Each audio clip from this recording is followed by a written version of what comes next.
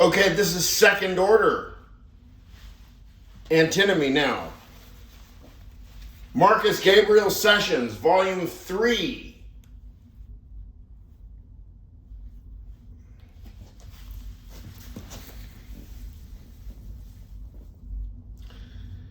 Now, it is second order because we start with, and I forget which number it is, the divisibility antinomy.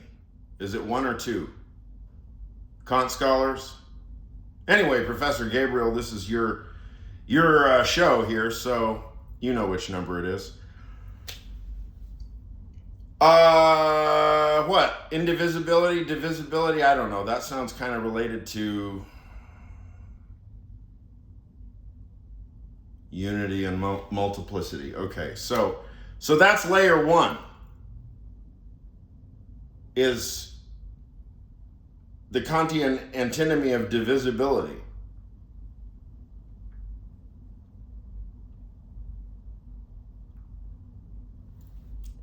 Pro Buckstopper is Kant, and pro infinite divisibility is, I guess, Hume and Derrida. However you want to match them up. That's layer 1, is the classical antinomy, right? So that's the fundamental metaphysical problem that we're talking about. Is the problem of divisibility versus indivisibility. Okay. Now we put layer 2 on top of that.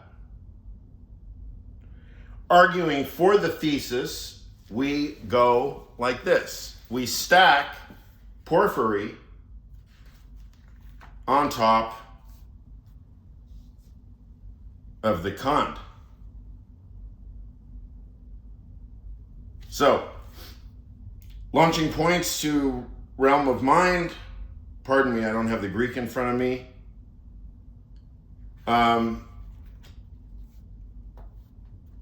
This is well, that's the publication, and this is page 51.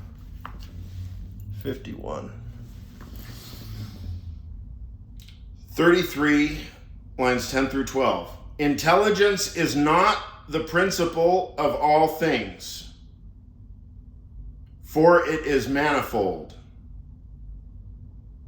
Now, the manifold presupposes the one. Evidently, it is intelligence that is manifold.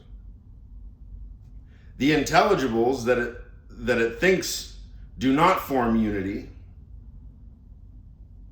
but manifoldness, and they are identical therewith. What a sentence.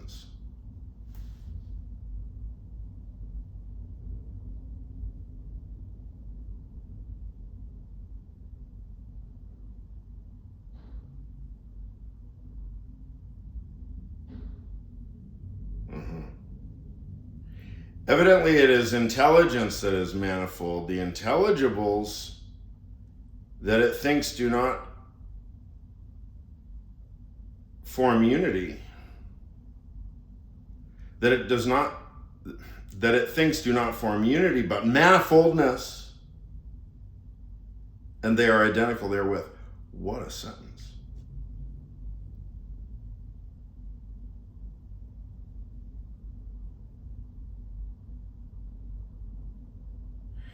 Right. The intelligibles that it thinks do not form unity, but, on the contrary, manifoldness. That's the distinction. Evidently, it is intelligence that is manifold. The intelligibles that it thinks do not form unity, but manifoldness. And they are identical therewith. Stop there.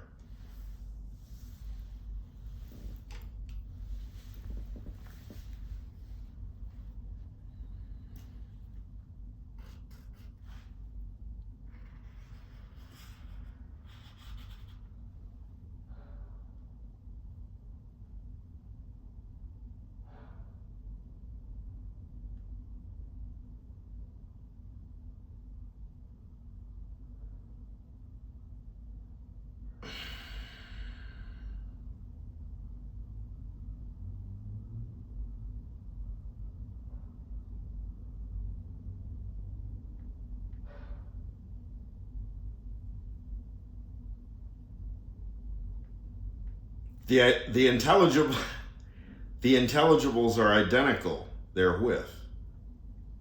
The intelligibles themselves are identical to one another. What is being asserted here? That's why we need the text. I don't know. Dr. Russell, Dr. Ng, do you have the text in front of you? I mean, do you have the Greek? Porphyry, launching points. And I feel so stupid because I'm Greek. Anyway, that's the thesis. So that is stacked on top of Kant's positive thesis for indivisibility. Or what would be I guess, more in his spirit, the negation of infinite indivisibility. Or no, the negation of infinite divisibility. So Kant negates infinite divisibility. That's the idea. And Hume would argue the position in favor of divisibility, along with Derrida. That's the way that I would approach it anyway.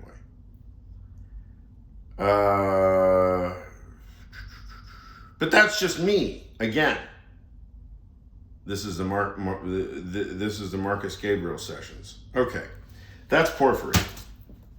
This is now the skeptic's position, the Phrygian position, Timothy Williamson, identity and discrimination. Okay. Real quick, it's on page 26 and 27 in the Logics of Indiscriminability. He talks about the barcan schema and the converse barcan schema that is symbolized by a capital K in a box. Right? Professor Priest, this is, well, I mean, anyway. This is, you guys can tell. It's a kind of whole agglomeration of names, I mean, that's like the concepts that I use is y'all's names. So I'm sorry that it's invasive and it's kind of, I don't know, it probably feels really weird.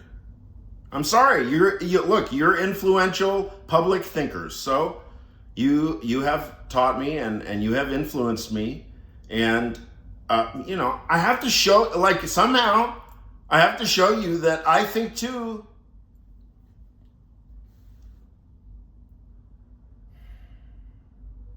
Okay, so the idea here is that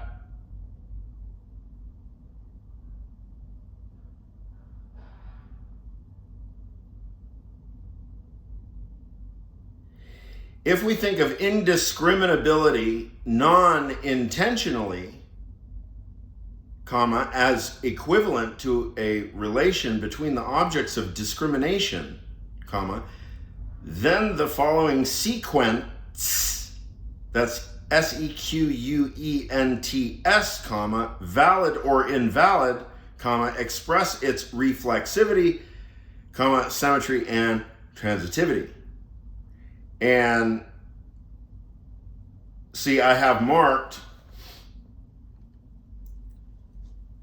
the third in each of the two lists, right? Of course, corresponds to the transitive proposition in each case.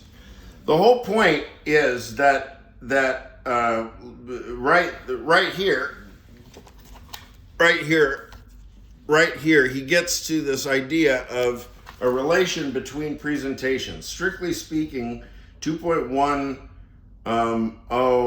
through 3.0 express the reflexivity, symmetry, and transitivity of a certain relation between presentations, rather than presented objects which is not itself that of indiscriminability, right? Familiar shit, right? It's a relation between presentations, not a relation between presented objects. So that goes on the side of infinite divisibility. Frege, Hume stuff, right? So now we have what? A second order antinomy, where now how these configurations, I mean, you can do them any which way you want, right? I mean, you could start, say, chronologically and do the Kant first, or I mean, no, that's what am I talking about? Porphyry comes before Kant. Yeah, see, that's interesting, right? So you would do, if you were going to do it genealogically, right, you would do it Porphyry and then Kant versus Kant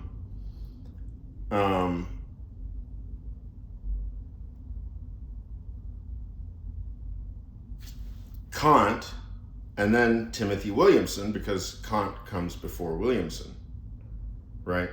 So in the thesis, Kant is chronologically